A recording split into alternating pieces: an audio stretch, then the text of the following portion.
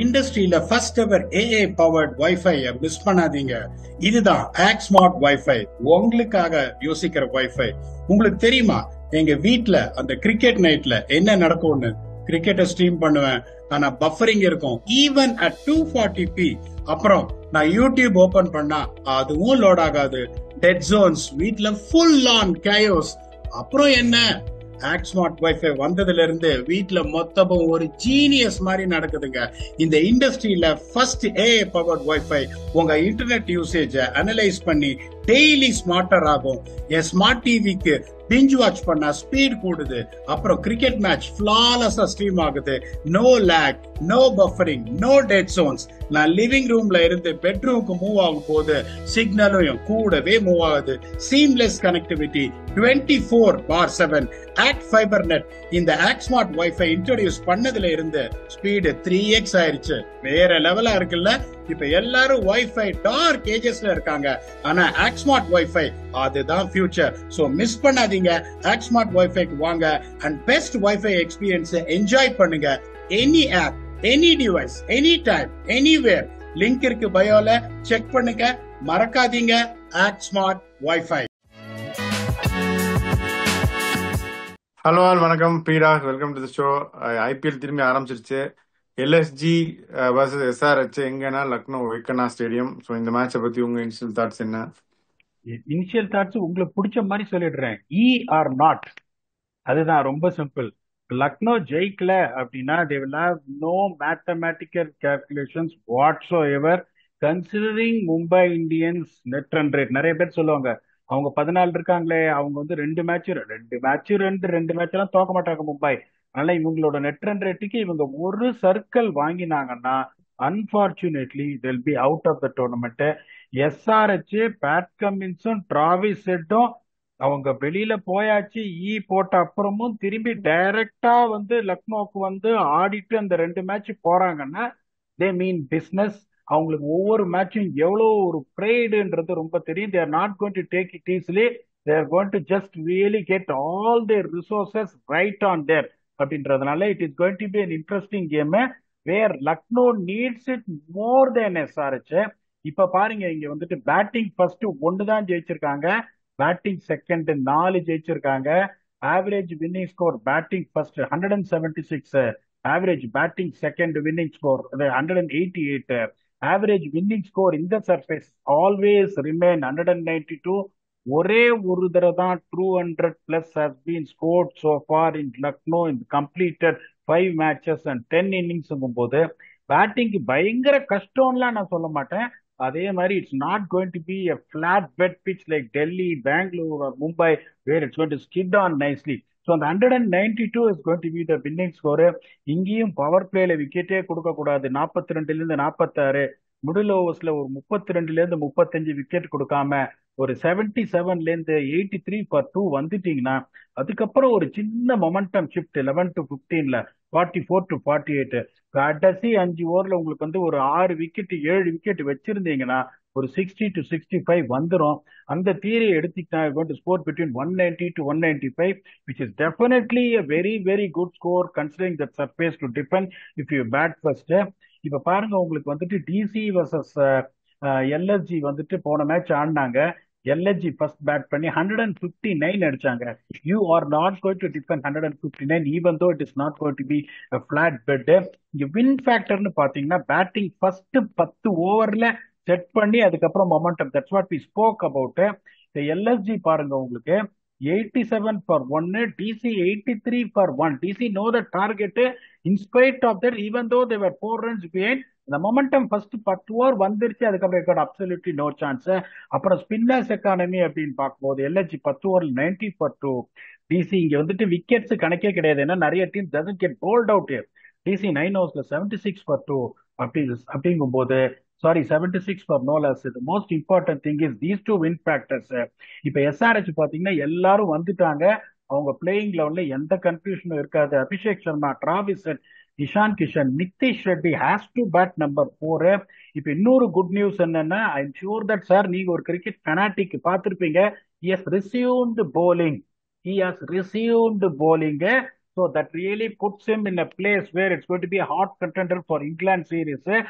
இங்க வந்து ஒரு 4 ஓவர் ஒரு bowling போட்டார்னா it is going to be a very good thing moving forward for England Test series. So I expect Nitish Reddy to bat at number 4 and bowler, followed by Henrik Klaasen, Aniket Verma, Pat Cummins, Harshal Patel, Jaydev Unatkar, Ishan Malinga and Zeeshan Ansari. அந்த ஒரே ஒரு கேள்விதான் இருக்கும், இஷான் மலிங்காவா இல்லைன்னா வந்துட்டு காமிந்து மெண்டிஸான்னு ஒரு கேள்வி இருக்கும். ஏன்னா இது வந்து லைட்னிங் ஃபாஸ்ட் பிச் எல்லாம் கிடையாது. ஹர்ஷல் பட்டேல் அப்படியே ஏமாத்தி போட்டுருவாரு. ஜெய்தேவ் உனக்கு இந்த பிச்சுக்கு காமிந்து மெண்டிஸ் தான் போவாங்கன்னு நினைக்கிறேன். கரெக்டா சொல்றீங்க. அதே தாட் தான் எனக்கும் இருக்கு. ஏன்னா உங்களுக்கு இங்க ஸ்பின்னு அப்படிங்கும் போது only Zeeshan Ansari is there. It is good to have a guy like Kamindu Mendis, even though he's not a wicket taker or a match winner of the ball. ஆம்பி டெக்ஸ்டர்ஸ்னால ஒரு 2-3 ஓவர் போட சான்ஸ் இருக்கு. That's going to strengthen their batting ஆல்சோன்றதுனால the toss up is going to be between Ishan Malinga and Kamindu Mendis, Zeeshan Ansari. அதுக்கப்புறம் impact of is going to be, if they are going to use Kamindu Mendis, is definitely going to be Abhinav Manohar. அதுல எந்த சந்தேகம் கிடையாது. மலிங்காவும் நல்லா போட்டிருக்காரு. But நீங்க சொல்ற மாதிரி இந்த சர்ஃபேஸ்ல I think they have to play Kamindu Mendis. LSG பாத்தீங்கன்னா அவங்களுக்கும் ஃபுல் ஃபோர்ஸ்ல இருக்காங்க. பிளேயர்ஸ்லாம் அவங்களுக்கு யாரும் மிஸ்ஸே ஆகல. வில்லியம் ஒருவருக்கே எடுத்துன்னு வந்திருக்காங்க. யாருக்கு பதில நீங்க கொண்டு வருவீங்க? அந்த 4 ஓவர்சீஸ் பேட்ஸ்மேனா ஆடியே ஆகணும். அதனால அன்பார்ச்சுனேட்லி ஐ டோன்ட். மில்லருக்கு பதிலா தான் பண்ணுவாங்க, பண்ணாங்கன்னா மில்லருக்கு பதிலா பண்ணுவாங்க சார். பேட்டிங் வந்து ஆல்ரெடி ஒரு சொல்றேன், பூரன் 5 மேட்சா அடிக்கல, ரிஷப் பண்ணிட்டு அடிக்கவே இல்லை. ஓகே, அப்படிங்கும் போது நீங்க வந்துட்டு இந்த மாதிரி ஒரு பேட்டிங் லைனப்ப மில்லரை எடுத்துட்டு ஒருவருக்கு கொண்டாந்துட்டு ஒரு லோக்கல் பேட்ஸ்மேனை கொண்டு வருதுன்றது ஒரு மிகப்பெரிய ரிஸ்க்ன்றதுனால அதை செய்வாங்களான்னு எனக்கு தெரியல. எப்பவுமே அவங்க போலிங் வீக்ன்றதுனால அதையே வச்சு பண்ணலாம். You are making a point here. Miller is the only person whom you can feel. இந்த யுவராஜ் சௌத்ரி, அர்ஷின் குல்கர்னிக்குலாம் ஒரு சான்ஸ் கொடுப்பாங்கன்னு நினைக்கிறேன். இருக்காங்க, அர்ஷின் குல்கர்னி, ஆர்யன் ஜுயால், நிறைய பேர் இருக்காங்க. இப்ப உங்களுக்கு ஆல்ரெடி வந்து இப்ப பூரன் அவரோட ஃபார்மை கண்டினியூ பண்ணிருந்தாருன்னா, ரிஷப் பண்ணிட்டு ஃபார்முக்கு வந்திருந்தாங்கன்னா அந்த மாதிரி நீங்க யோசிக்கலாம். டேய் மிச் மார்ஷ், ஐடன் மார்க்ரம், ரிஷப் பண்ணிட்டு பூரன் பரவாயில்ல, பதோனியும் ஓரளவுக்கு பேட்டிங் ஆடுறாரு, சமாது பின்னாடி ஆடுறாருன்னு அவங்களுக்கு இந்த 2 பேருக்கும் பூரன் பாத்தீங்கன்னா ஃபார்ம் போன மாதிரி தெரியுது. It's not about him not scoring runs, அந்த ஃப்ளோ போன மாதிரி ஒரு ஃபீலிங் இருக்கு. அதனால இந்த வில்லியம் ஒருவருக்கு ஆடுவாரா, அதுவும் பர்டிகுலர்லி இந்த பிச்ல எனக்கு ஒரு சந்தேகமா இருக்கு.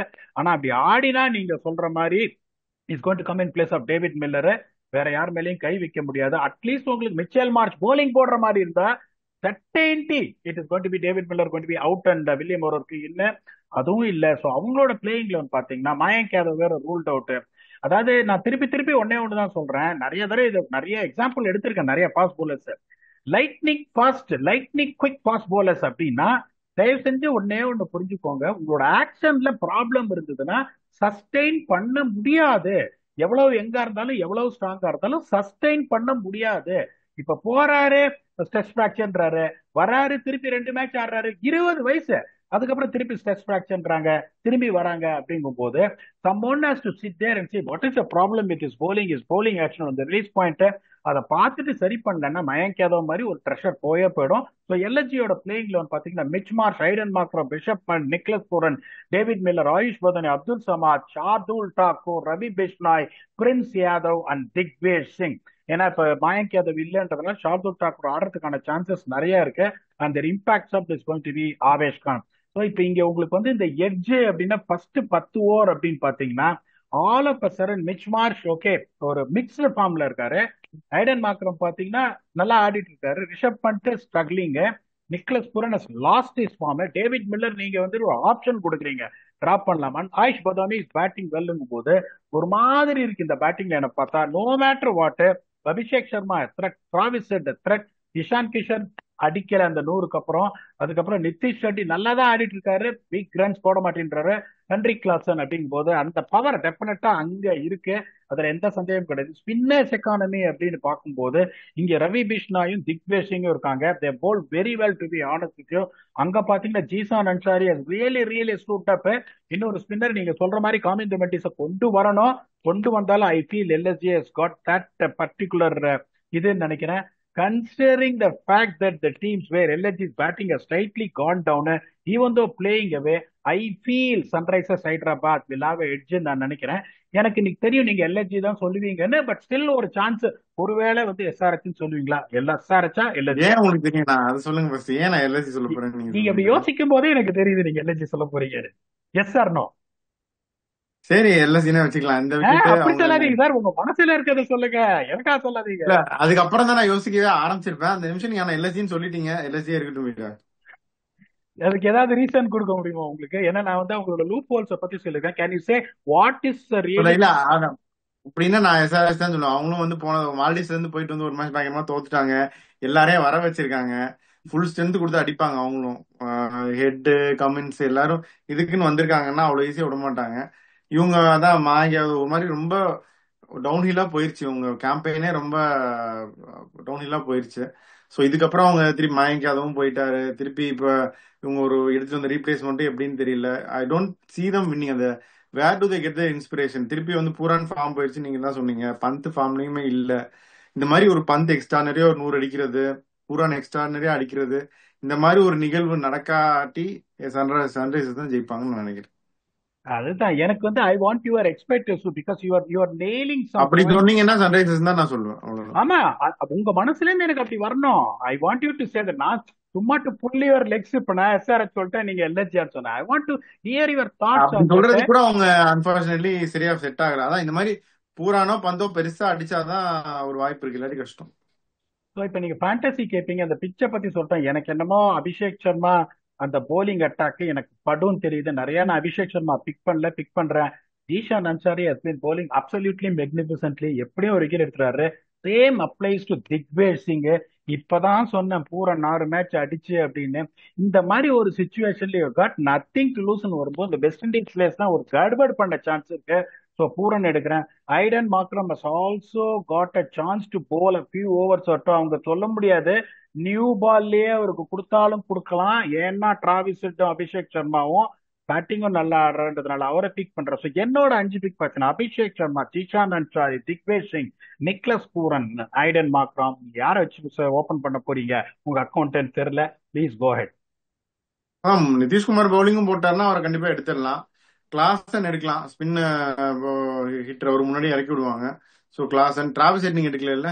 அபிஷேக் இல்ல சர்மா சார், தானே எடுக்கல. Travis head, Klaasen, Nitish Reddy இந்த சைடு.